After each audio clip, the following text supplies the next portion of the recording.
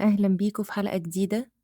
النهاردة حابة أتكلم معاكم عن موضوع ناس كتير بتعاني منه، وناس تانية يمكن مش قادرة تعترف حتى قدام نفسها إنها عايشة فيه. الموضوع هو إزاي نبدأ نتعافى وإحنا لسه موجودين في بيئة مؤذية. كلنا تقريبا بنسمع الجملة المشهورة: ابعدي عن أي حد بيأذيكي. بس الحقيقة مش دايما سهلة ولا متاحة لكل الناس. يعني إيه؟ يعني في بنات عايشة في بيت مع أهل طول الوقت بيضغطوا عليها أو بيقللوا منها، أو حتى بيتحكموا في كل تفاصيل حياتها. وفي غيرهم ممكن يكونوا في شغل سام، مدير أو زمايل بيستهزئوا وبيستنزفوا طاقتها، بس مش قادرين يسيبوا الشغل عشان محتاجينه ماديا. وفي كمان اللي في علاقة مش عارفة تخرج منها في الوقت الحالي لأي سبب. هنا بقى بيجي السؤال: هل ده معناه إن حياتنا واقفة وإننا خلاص محكوم علينا نعيش في الألم؟ لأ، الحقيقة إن التعافي ممكن يبدأ وإنتي لسه جوه نفس المكان المؤذي، حتى لو بخطوة صغيرة. والخطوة دي ممكن تبان بسيطة جدا، لكن صدقيني هي اللي هتفتحلك الباب لبداية جديدة. في ناس كتير عايشين وسط ناس المفروض يحبوهم، بس كل يوم بيحسوا إن قلبهم بيتكسر حتة ورا حتة. تحس إنك ماشية على قشر بيض، كلمة ممكن تجرحك، نظرة ممكن تكسرك، صوت عالي يخليكي تترعبي من الخوف. السؤال اللي بيجي في دماغ أي واحدة في الموقف ده: أعمل إيه؟ أسيب المكان؟ طب لو مش قادرة أسيبه دلوقتي، إزاي أتعافى وأنا لسه جوه نفس البيئة المؤذية دي؟ أول خطوة لازم تعمليها مع نفسك إنك تعترفي. تعترفي. الاعتراف مؤلم، بس هو البداية. تقولي لنفسك: أنا في مكان مؤذي وده مش ذنبي. المجتمع بيحب يقنعنا إن كل الناس بتتخانق وكل البيوت فيها صراعات، بس في فرق كبير جدا بين خلاف طبيعي وحياة كلها خوف ووجع. ما تقنعيش نفسك إنك تبقي قاعدة طول الوقت خايفة أو محبوسة وتقولي ده عادي. لأ، ده مش طبيعي.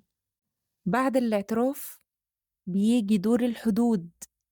يمكن مش قادرة دلوقتي تحطي حدود واضحة مع الناس اللي حواليكي، يمكن صوتك مش مسموع قوي، بس على الأقل تقدري تحطي حدود جواكي. ازاي؟ انك ما تسمحيش لأي كلمة جارحة تدخل وتعيش جواكي. يعني لو حد قالك انتي فاشلة، ما تسيبيش الكلمة دي تسكن في قلبك وتصدقيها. قولي لنفسك: دي وجهة نظره هو، لكن مش حقيقتي أنا. اكتبي في ورقة كل الحاجات اللي بتحسيها بتعرفك بنفسك وصفاتك الحلوة، وإنك أكبر بكتير من الكلام اللي بيتقال. الورقة دي تبقى سلاحك.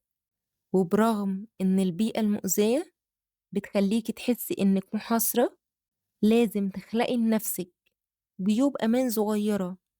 ممكن تبان تفاصيل بسيطة جدا، بس هي اللي هتحافظ على عقلك وقلبك. زي إنك تقعدي 10 دقايق لوحدك تسمعي مزيكا بتحبيها، أو تكتبي اللي في قلبك في نوتة، أو حتى تنزلي تتمشي ربع ساعة تشمي فيهم هوا نضيف. اللحظات الصغيرة دي مش رفاهية، دي أكسجين بتتنفسيه عشان تعرفي تكملي. وده اللي عملته مريم مثلا، بنت عندها 23 سنة عايشة في بيت كله دوشة وصريخ. كانت حاسة إن مفيش حتة تهرب فيها من كتر الضغط، فقررت تخلق لنفسها مساحتها الخاصة. اشترت دفتر، وكل يوم قبل ما تنام تكتب فيه اللي حاسة بيه. في الأول افتكرت إن دي حاجة صغيرة مش هتفرق، لكن بعد كام شهر اكتشفت إن الكتابة دي بقت زي صمام أمان بيخليها تفضي اللي جواها بدل ما ينفجر فيها. ومع الوقت ابتدت تذاكر كورسات أونلاين من غير ما حد يحس، تبني لنفسها حياة جديدة وهي لسه في نفس البيت. مريم لسه في نفس الظروف، لكن جواها بقى أقوى وعندها أمل في بكرة. وتعالي أقولك على حاجة، مفيش حد بيعرف يتعافى لوحده، انتي محتاجة شبكة دعم حتى لو صغيرة جدا. يمكن تبقى صديقة واحدة بتفهمك، أو جروب بنات على السوشيال ميديا بيشاركوا تجارب شبهك، أو حتى قريبة بتحس بيكي. مجرد إن حد يسمعك ويقولك أنا مصدقك، انتي مش لوحدك، الجملة دي بتسندك وقت ما بتفكري إن الدنيا كلها ضدك. وخلي بالك، الموضوع مش نفسي بس، جسمك كمان بيتأثر. الضغط والخوف بيظهروا في جسمك، صداع، وجع معدة، نوم متقطع. علشان كده مهم تعاملي نفسك برحمة. حاولي تنامي كويس على قد ما تقدري، تاكلي أكل فيه ألوان وخضار وفاكهة، وتتحركي حتى لو مجرد مشي بسيط. جسمك محتاج اهتمام زي ما قلبك محتاج.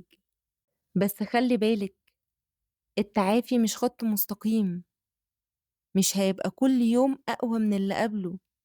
هيكون في أيام هتحس إنك واقفة على رجلك، وأيام تانية هتلاقي نفسك بتعيطي من غير سبب، وبتسألي نفسك هو أنا هفضل كده لحد إمتى؟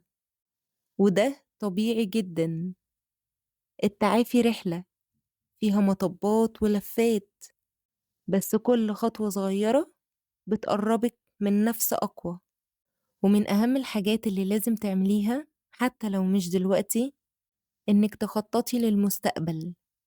انت يمكن مش قادرة تسيبي البيئة دي النهاردة، بس فكرة إن عندك بكرة مختلف هتديكي أمل تعيشي النهاردة. ابتدي تعلمي مهارة جديدة، افتحي حساب صغير تحوشي فيه فلوسك عشان تعرفي تخرجي وقت ما تبقي جاهزة. الخطة دي مش مجرد خيال، هي سلم بتبني بيه طريقك. واوعي في أي وقت تلعبي دور القاضي وتجلدي نفسك. بنات كتير بيقولوا أنا غلطانة إني استحملت، بس الحقيقة انتي عملتي اللي كنتي قادرة عليه بالظروف اللي حواليكي. انتي مش غلطانة، انتي كنتي بتحاولي تنقذي نفسك بالطريقة الوحيدة اللي عارفاها وقتها. فبدل ما تهاجمي نفسك، احضنيها وقولي أنا كنت بعمل أحسن حاجة عارفاها وقتها. يمكن دلوقتي وانتي بتسمعيني تسألي نفسك هو أنا هفضل كده طول عمري؟ الإجابة لأ، مش هتفضلي كده. انتي تقدري تتعافي حتى وانتي لسه جوه نفس الظروف، لأن التعافي مش معناه إن الظروف تتغير. التعافي معناه إنك بتبني جواكي مكان آمن ليكي، وإنك بتجهزي نفسك لليوم اللي تقدري فيه تمشي وتبقي حرة. وصدقيني، كل خطوة صغيرة بتعمليها النهاردة هتفرق في بكرة. كل مرة ترفضي تصدقي كلمة جارحة، كل مرة تختاري تحبي نفسك شوية زيادة، كل مرة تدي لنفسك فرصة تحلمي بعيشة أحسن، انتي بتتحركي لقدام. وعشان كده عاوزة أقولك من قلبي، انتي تستاهلي تتعافي، انتي تستاهلي تحبي نفسك، انتي تستاهلي تعيشي في حياة أمان، انتي تستاهلي تعيشي حياة فيها أمان وراحة وبهجة. يمكن الطريق طويل، بس انتي مش لوحدك. لو الكلام ده لمس قلبك، ابعتيه لواحدة محتاجة تسمعه، يمكن تبقى الكلمة اللي هتنقذها في لحظة صعبة. وافتكري دايما، التعافي مش لحظة، التعافي رحلة، وانتي بطلتها.